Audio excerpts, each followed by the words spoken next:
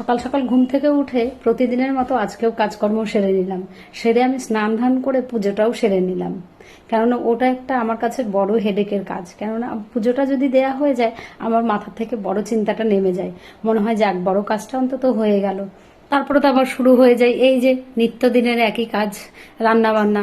আর রান্নাঘরে ঢুকে কি রান্না করি, এটা একটা বড় প্রবলেম। যাই হোক, আজকে অন্তত সকালের চিন্তাটা আমার নেই। গেল রাত্রের অনেকগুলো ভাত ছিল, তো ভাতগুলোতে আমি জল দিয়ে রেখেছিলাম। আর মাঝে মধ্যে এরকম জল দেওয়া ভাত খেতে বেশ ভালো লাগে। আর সঙ্গে বড়া, কাঁচা লঙ্কা, পেঁয়াজ, আর কি চাই বলুন।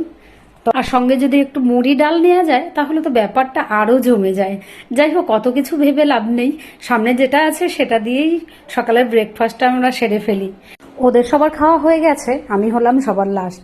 কেননা এই বড়া ভাজা দিয়ে খেলে না, বড়া ভাজাটা একটু মচমচে না হলে একদম ভালো লাগে না।